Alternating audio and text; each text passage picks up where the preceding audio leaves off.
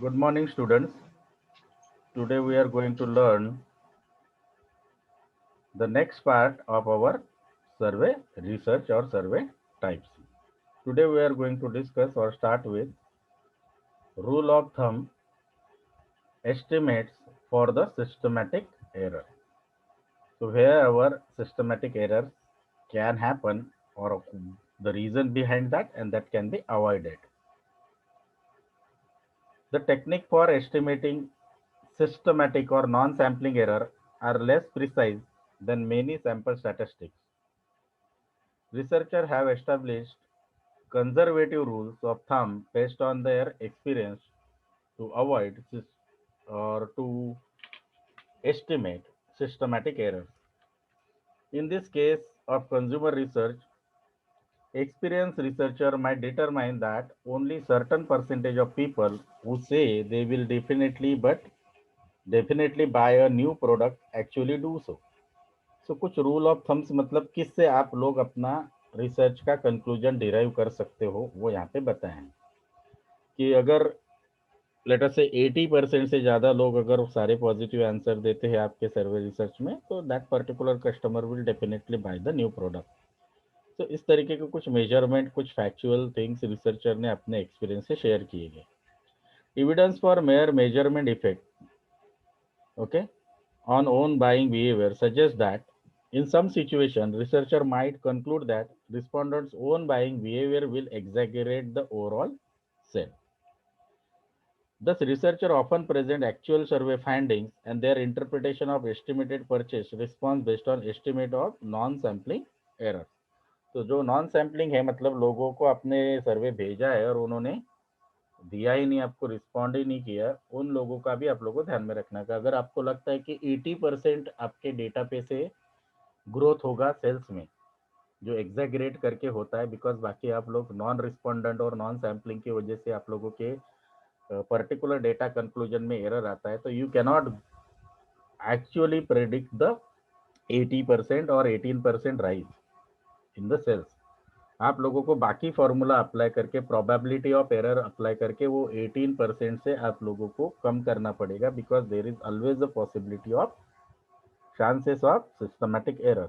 तो फिर वो जो डिराइव करने वाले परसेंटेज है उसको थोड़ा कम किया जाता है. For example one pay per view cable TV company survey geographic areas it plans to enter. उनको नई जगह पे केबल टीवी लगाना है. To enter and estimate the number of people who indicate they will subscribe to its service. तो उनका सर्वे का purpose है कि कितने नए लोग उनको मिलेंगे एज ए कस्टमर. तो company knocks down the percentage by ball park 10%. मतलब अगर उसको 20% भी रिजल्ट आया तो भी प्रोबेबिलिटी और सिस्टमेटिक एरर का स्ट्रक्चर देखकर वो 20% का तैयारी नहीं करते, 10% का तैयारी करते हैं because the experience in other geographic areas indicated that there is a systematic upward bias of 10% on this intention question. तो इस तरीके का सर्वे करने के बाद जिन्होंने इम्प्लीमेंट किया उनको पता चला कि जो भी आउटपुट आया था उससे 10% लेस पे उनको काम करना पड़ेगा. What can be done to reduce survey error? Now that we have examined the sources of error in surveys, you may have lost some of your optimism about the survey research. इतने सारे problems देखकर ऐसे लगता है कि सर्वे research तो proper होगा ही नहीं. Don't discourage. The discussion emphasizes the bad news because it is important for manager to realize that surveys are not panacea. इतना easy नहीं है. ओके तो आप लोग उसको लाइटली नहीं लेना. आप लोगों ने अगर स्ट्रक्चर साइंटिफिकली वे से उसके सॉल्यूशंस भी है एरर सॉल्व करने के, उस तरीके से अगर इम्प्लीमेंट किया तो आपके सर्वे रिसर्च ऑलमोस्ट एक्यूरेट होने के चांसेस हैं. There are however ways to handle and reduce the survey error. Okay आगे हम लोगों के चैप्टर आने वाले हैं उसमें इस सर्वे का डिटेलनेस दिया है. तो जैसे चैप्टर 15 में भी बोला है, 16-17 में भी बोला है और 10th में भी हम लोग और डिटेल सैम्पलिंग और सर्वे के बारे में बात करेंगे. तो हमारा sample selection for survey is also depends it is a major characteristic और what we can say factor of successful implementation है. तो सैम्पलिंग क्या होता है उसके बारे में भी डिटेल हम लोग पढ़ने वाले हैं. Indeed, much of the remainder of this book discuss on various techniques of reducing the bias in business research. सो इस पूरे बुक में ये कोशिश ये किया गया कि आप जो भी रिसर्च करोगे उसमें कम से कम एरर आए और बायस रिड्यूस हो जाए। तो गुड न्यूज़ लाइज एड, जो आगे हम लोग पढ़ेंगे उसमें आप लोगों को होपफुली अच्छे प्रैक्टिसेस ही बताएंगे। लेकिन यहाँ पे ऑथर ने ये पहले से स्पेसिफाई किया, अगर जिस तरीके के एरर आने वाले हैं वो अगर आप लोगों को बताए ही नहीं गए या फिर आप लोगों ने वो पढ़े ही नहीं, उसके बारे में अगर आप अवेयर ही नहीं, तो आपके ऑब्वियसली सर्वे में फिर मिस्टेक होगा। Classifying survey research method categorize कैसे करते हैं। Now that we have introduced some advantages and disadvantages of surveys in general, we turn to a discussion of classification of survey according to several criteria.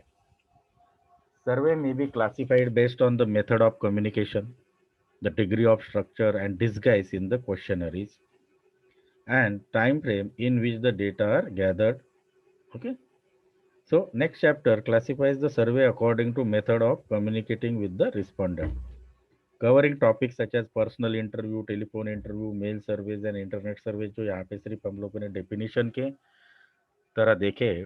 Next chapter में उसको implement कैसे करते हैं वो भी हम लोग देखने वाले हैं। The classification based on structure and disguise on the time frame will be discussed in the reminder of this chapter. Let us talk about what kind of structured survey होता है, what kind of unstructured survey किसे हम कह सकते हैं, disguise और अनडिस्गाइज questionnaires कौन सी रहती है। In designing a questionnaire, how to write a questionnaire for survey, the researcher must decide how much the structure or standardization is needed. The definition of structured question: a structured question limits the number of allowable responses. Okay, उसमें specific answer लेने की कोशिश करते हैं। Okay, what do you think about your product? अबे what do you think मतलब क्या आप क्वालिटी के बारे में क्वेश्चन पूछ रहे हो, क्या उसके प्राइस के बारे में पूछ रहे हो, क्या कस्टमर की फीलिंग के बारे में पूछ रहे हो? ओपन एंडेड क्वेश्चन हो गया ये।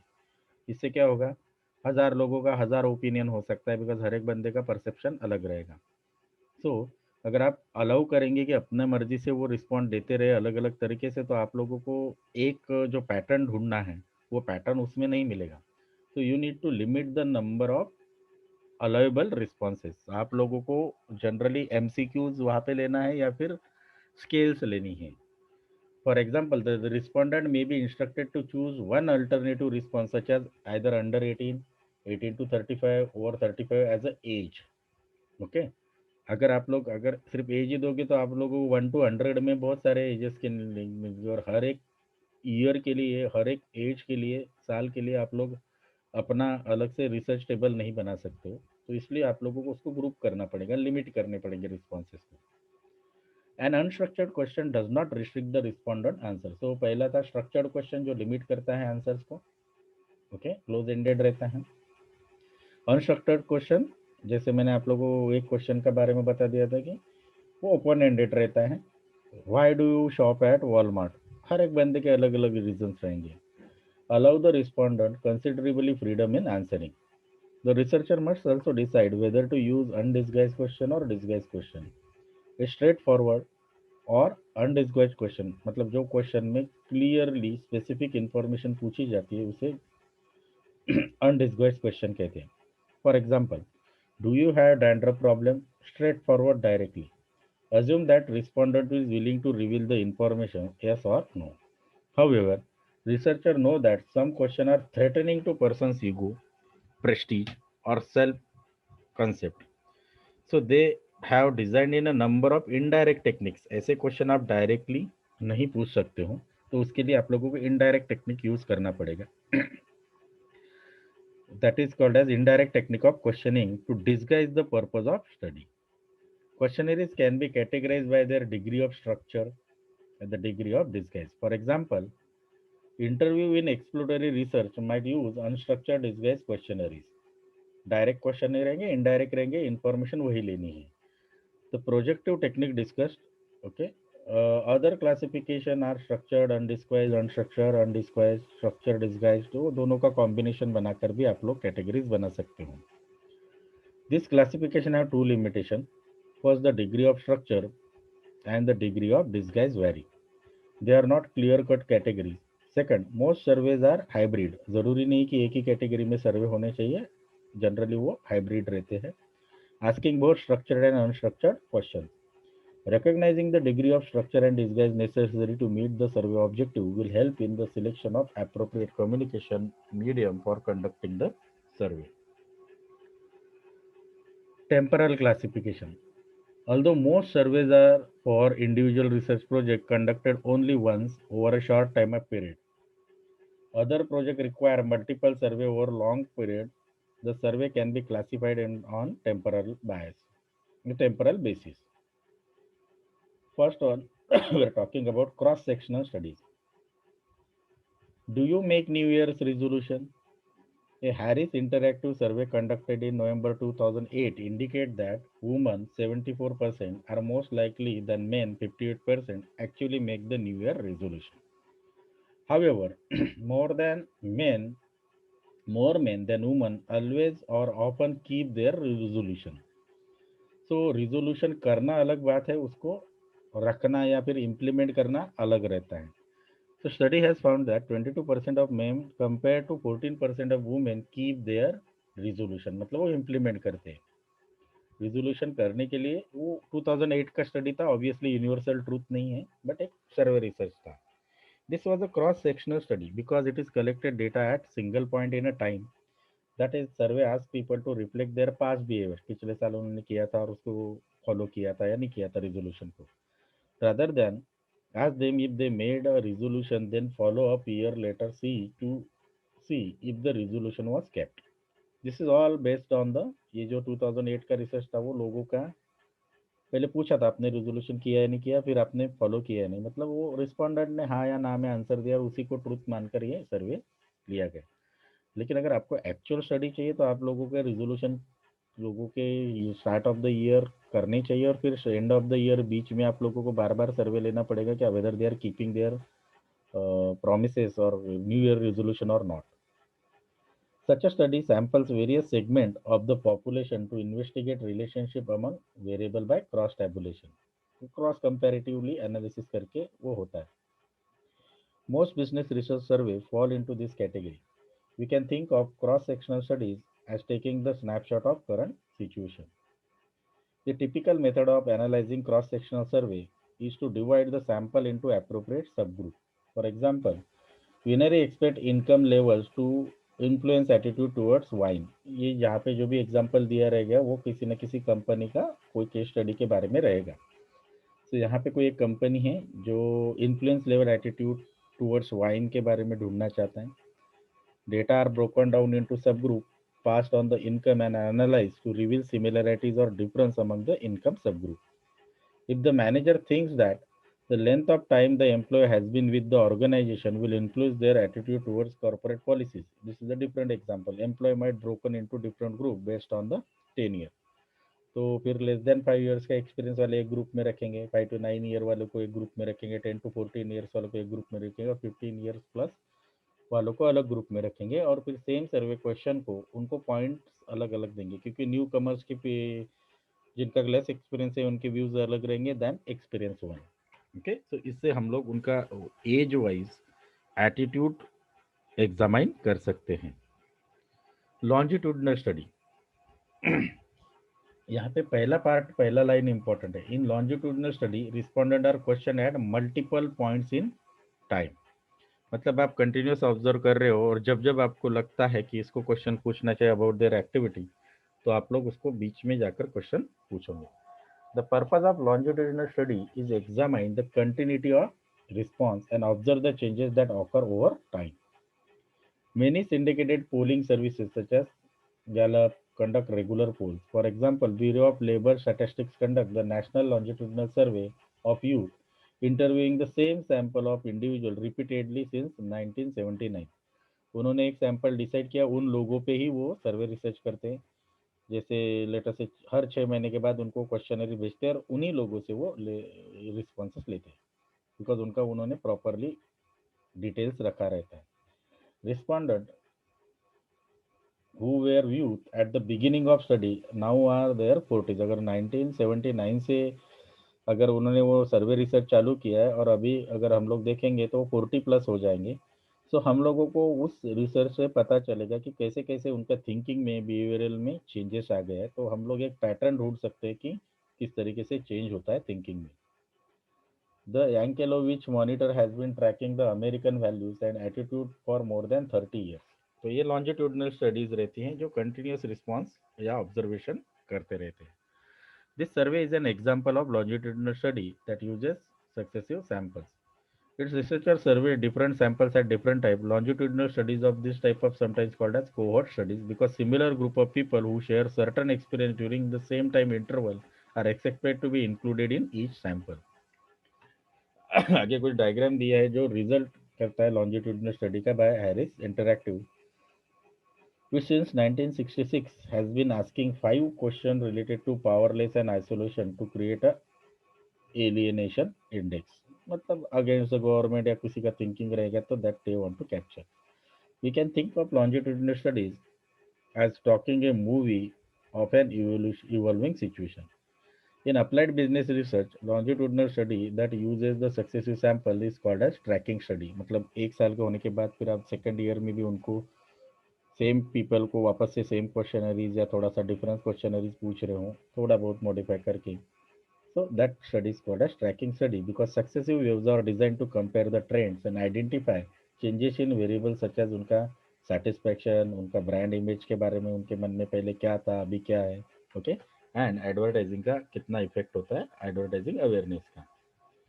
So this is just example कि वेरिएशंस आता है. ओके, सबसे लास्ट में जो दिया है वो 1990s का दिया है, 1995 और 2000, मतलब 5-5 साल के बाद उन्होंने वो स्टडी किया है. तो दे कैन सी दैट 5 साल में ट्रेंड्स या satisfaction rate, okay, alienation index, average percentage और बहुत सारी चीज़ों में चेंजेस आ रहे. You can see that all bar graphs are not same. मतलब ओवर द ईयर्स लोगों के थिंकिंग और बहुत सारी चीज़ें ट्रेंड चेंज होता है. That is the finding of that survey. Consumer panel. A longitudinal study gathers data from the same sample of individual or household over the time is called as consumer panel. तो अगर आप लोगों को same size का अगर house hold रहेगा, एक ही घर से आप इंफॉर्मेशन ले रहे हो सालों साल के लिए, तो वो जो ग्रुप बनता है लॉन्जिट्यूडनल स्टडी के लिए उसे कंज्यूमर पैनल बनते हैं. मतलब जो रिस्पोंडेंट है उन्हें कंज्यूमर पैनल बोलते हैं. स्टडी को क्या बोलते हैं? Longitudinal study. Consider the package based good marketer that wishes to learn about brand switching behaviour. कब लोगों को एक पर्टिकुलर ब्रांड अच्छा लगता है और फिर वो स्विच किस सिचुएशन में करते हैं कि ये ब्रांड नहीं यूज करेंगे, आगे से दूसरा ब्रांड यूज करेंगे. क्योंकि brand mark has a in-depth impact on the people's idea or their interpretation. अगर वो चेंज कर रहे हैं मतलब something has been happened, so that might be positive और नेगेटिव. या तो उनको वो ब्रांड का अभी क्वालिटी अच्छा नहीं लग रहा है, ये रीज़न हो सकता है इसलिए वो स्विच कर रहे हैं नेक्स्ट ब्रांड पे, या फिर उनको दूसरे ब्रांड में इनोवेशन ज़्यादा नज़र आता है than this brand. They are satisfied with this brand but वो इनोवेशन के लिए दूसरे ब्रांड के पास जाते हैं. A consumer panel that consists of a group of people who record their purchasing habit in a diary over time. We will provide manager with continuous stream of information about brand and product class. Diary data that are recorded regularly over an extended period enable researchers to track repeat purchase behavior and changes in purchasing habit that occur in response to changes in price, special promotion, or other aspect of business strategy. Panel members may be contacted by telephone, personal interview, by mail questionnaire, or by email. Typically, the fixed respondent complete the media exposure and purchase the diaries and mail them back to the survey organization. If the panel members have agreed to field test new product, face-to-face or telephonic interview may be required to gather the real data. Total quality management and customer satisfaction service. The total quality management TQM is the business strategy that emphasizes the market driven quality as a top priority. Total quality management क्या रहता है? Product का बनने से लेकर testing से लेकर deployment तक जो प्रॉमिस किया है कस्टमर सेटिस्फेक्शन है up to the quality mark जो मिलना चाहिए वो कस्टमर को यूज़ के टाइम पे भी सेम मिल रहा है, तो that we have achieve the total quality management. The total quality management involves implementing and adjusting firm's business activities to assure customer satisfaction with the quality of goods and services. Many US organizations adopted total quality management in 1980s when increase in high quality foreign competition challenged for their former dominance. Okay, we have discussed the case studies कि जब हम लोग किसी एक particular emotional wave में भी रहते तो भी हम लोग जब मनी स्पेंड कर रहे हैं तो we are just looking out for quality. वहाँ पे कंपटीशन है क्वालिटीज का प्रोडक्ट के बीच में, तो आप लोगों को पैसा प्लस क्वालिटी ये दोनों का कॉम्बिनेशन जहाँ पे मिलता है वहाँ पे पीपल परचेस करते हैं। So organization need to manage the total quality. Today, companies continue to recognize the need for total quality management program. Executives and production workers are sometimes too far removed from the customer. Companies need a means to bridge this gap with feedback about quality of goods and services. This means conducting a research. In organization, in an organization driven by the quality concept, business research plays an important role in the management of total product quality. Now the thing is here,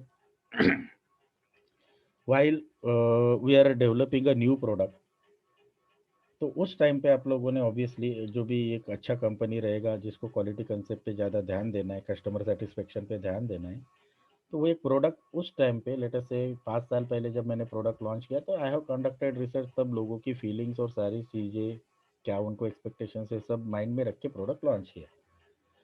let us assume that कि वो product popular हुआ, तो 5 साल के बाद भी तब customer को जो 5 साल के पहले वाला सेटिस्फेक्शन था, 5 साल के बाद भी अगर हम अज्यूम कर रहे हैं बिकॉज हम लोगों ने पहले रिसर्च किया था और फिर प्रोडक्ट लॉन्च किया था, तो वो quality is sufficient for customer even after 5 years?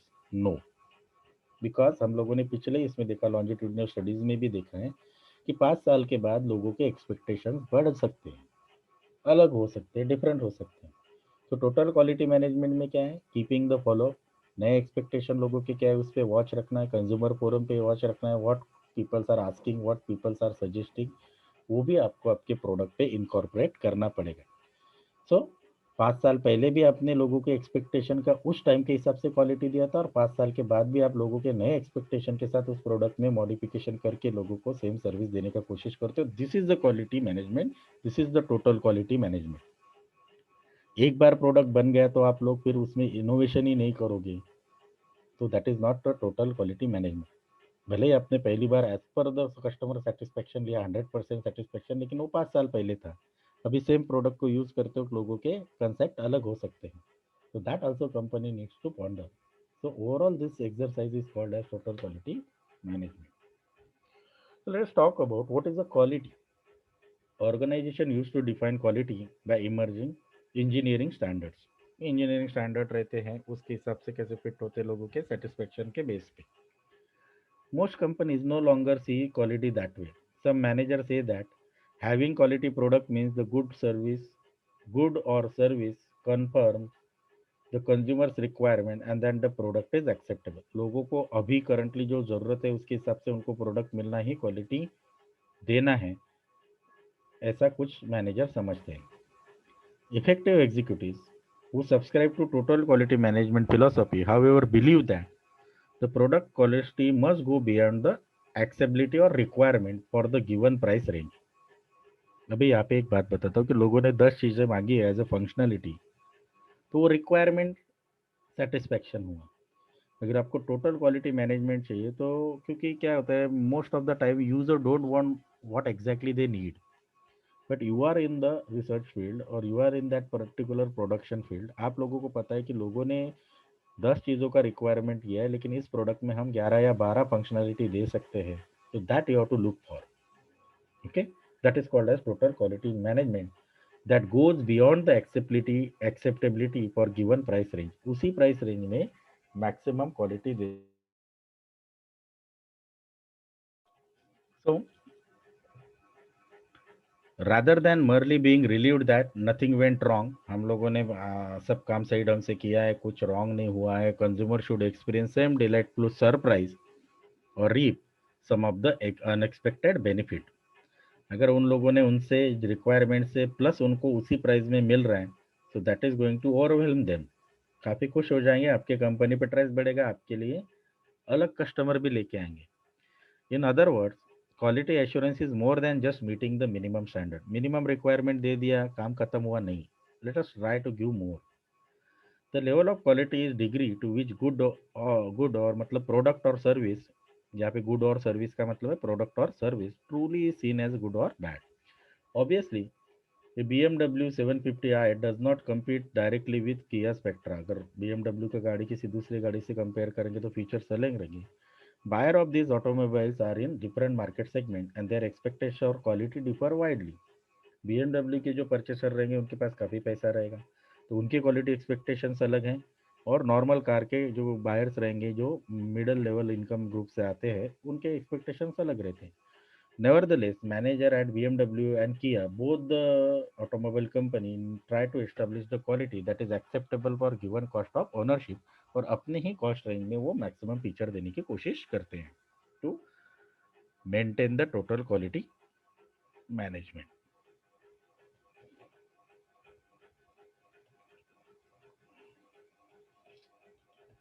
So let us start with our next point, internal and external customer.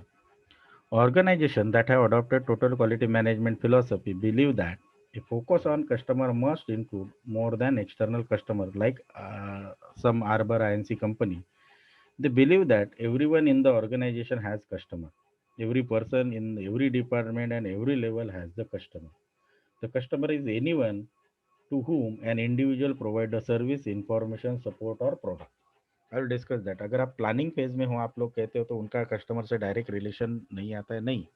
वो लोग कस्टमर से रिक्वायरमेंट लेते हैं. डिज़ाइन फेज वो कस्टमर का रिक्वायरमेंट पे उन लोगों को सर्विस प्रोवाइड करने का या प्रोडक्ट प्रोवाइड करने का कोशिश करते हैं. सो दे आर डायरेक्टली और इनडायरेक्टली रिलेटेड टू कस्टमर्स. अपनी कंपनी जो है या फिर एक बिजनेस जो है, उस बिजनेस में सारे लोग कस्टमर से डायरेक्टली या इनडायरेक्टली कनेक्टेड है. So that's why every person in every department at every level has a customer in the company. So अगर आप एक सोचोगे कि हम लोगों को कस्टमर से डील नहीं करना है as a part of some department employ, तो that is not true. The customer may be another employ, okay, क्योंकि आपको उसको इनपुट देना है, और द अनदर डिपार्टमेंट क्योंकि आपके डिपार्टमेंट को काम करके उनको देना है. दैट मे बी इंटरनल और outside the company, external. Total quality management program work most effectively when every employee knows exactly who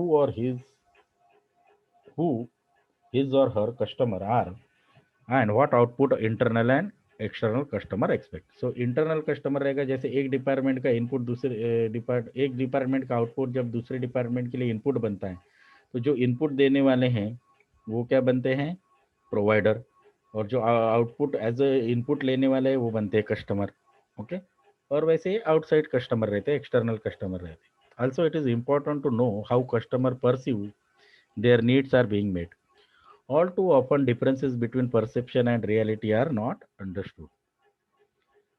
So, यहाँ पे एक longitudinal research for total quality management का एक screenshot दिया है. So, we are not going to dug detail in that. Just observe that for a minute.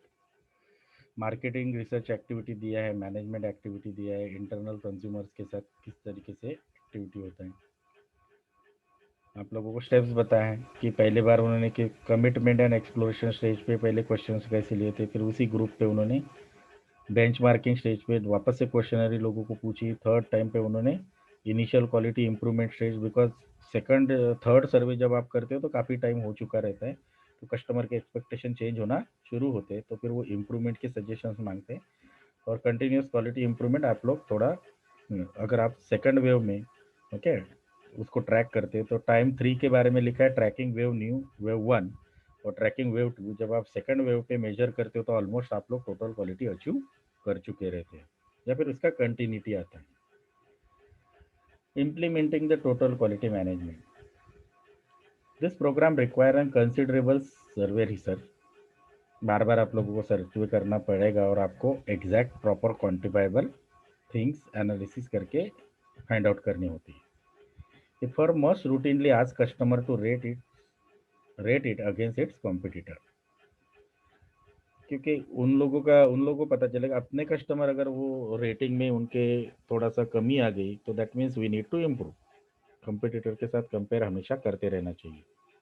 It must periodically measure the employee knowledge, attitude and expectation. It must determine whether the customer found any delightful surprise or major disappointments in our existing product. The total quality management strategy expresses the conviction that improve the quality, an organization must regularly conduct the surveys to evaluate quality improvement. There is some, हमने जो पीछे diagram देखा है वो overall tracking of quality improvement that is required in longitudinal research, वो बताया गया कि आप लोगों ने टाइम 1, टाइम 2, टाइम 3, टाइम 4 पे करना चाहिए. The process begin with commitment and exploration stage during which management makes a commitment to the total quality assurance. पहले कंपनी को फिक्स करना है कि उनको over the year total quality achieve करना है या नहीं. तो पहला कमिटमेंट होता है, फिर एक्सप्लोरेशन स्टेज होता है, ठीक है, then time 1 and time 2. The researcher must discover in this type of study what product features consumer or customer values, or what problems customers are having with the product or service. What aspect of product operation or customer service has been disappointed the customer. What the company is doing right and what the companies may be doing wrong. So if we are finding right things, so keep on doing the right things continuously. If we are finding some wrong things, stop that thing, correct that thing. After the internal and external customer problems and desires have been identified, the benchmarking stage begins. The research must establish quantitative measures that can serve as the benchmark or points of comparison against which to evaluate future efforts. The survey must establish initial measures of overall satisfaction, of the frequency of customer problems, and of quality ratings for specific attributes. So there are some quality dimensions and their characteristics are discussed. We are not going to read all, but let us see few and their examples. जैसे कुछ goods बोला है, अगर product अगर है, goods मतलब product, तो quality dimension है प्रोडक्ट का परफॉर्मेंस. कैरेक्टरिस्टिक क्या है? Product perform its core function, जो रिक्वायर्ड फंक्शन है वो उसने परफॉर्म करनी चाहिए. For example, a razor give close shave, अगर वो नहीं होता है तो वो क्वालिटी नहीं है. फीचर्स कैसे हो सकते हैं? तो product has auxiliary dimension that provide secondary benefit. जब हम किसी एक प्रोडक्ट के बारे में बोलते हैं तो अगर वो रिक्वायर्ड चीज़ें कर रहा है तो वो हो गया उसका परफॉर्मेंस. रिक्वायर्ड से ज़्यादा एक्स्ट्रा कुछ भी मिल रहा है वो हो गए उसके फीचर्स. ओके, जैसे यहाँ पे मत, a motor oil comes in convenient package, so that is a feature. Okay, oil का डब्बा है तो ऑयल का काम क्या है? तो मोटर में डालेंगे या फिर किसी व्हीकल में डालेंगे तो to make it smooth for that particular pistons of engine. But अगर वो उस पर्टिकुलर मोटर में डालने के लिए अच्छे पैकेजिंग में आता है तो वो एक प्रॉपर हैंडलिंग वाला, हाथ में होल्ड कर सकते हैं, वो स्पिल नहीं होगा ऑयल, इस तरीके का पैकेज रहेगा तो वो एक्स्ट्रा फीचर हो गया. Conformance with specification, there is a low incidence of defect होने चाहिए. नापा वैली कम्स विद नापा वैली, कम्स फ्रॉम नापा वैली, तो डिफेक्ट मतलब जहाँ से प्रोमिस किया गया वहीं पे रहेगा. रिलायबिलिटी होना चाहिए, प्रोडक्ट को कंसिस्टेंटली परफॉर्म करना चाहिए. A lawn mower works properly each time it is used. Okay, lawn mower मतलब वो ग्रास कटिंग वाला टूल रहता है, वो प्रॉपरली वो हमेशा सही तरीके से यूज होना है. Durability, longer duration of time पे वो चलना चाहिए. Serviceability, aesthetic design. अगर सर्विसेज के बारे में क्वालिटी डायमेंशन करेंगे, ये हमने प्रोडक्ट के बारे में देखा है, तो सर्विसेज का भी लेते हैं. Access, contact with service personal easy, services का एक्सेस ईजी चाहिए, ईजीली लोगों को मिलना चाहिए.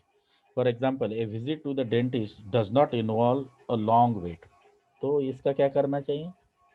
अब डेंटिस्ट का काम तो लंबा चलता है, तो इसके लिए प्रॉपर सॉल्यूशंस है कि उन लोगों को अपॉइंटमेंट दो टाइम का, टाइम प्रेडिक्ट करके कि आज 4 अपॉइंटमेंट है तो लोगों को अलग अलग टाइम देंगे ताकि उनको ज़्यादा वेट ना करना पड़े.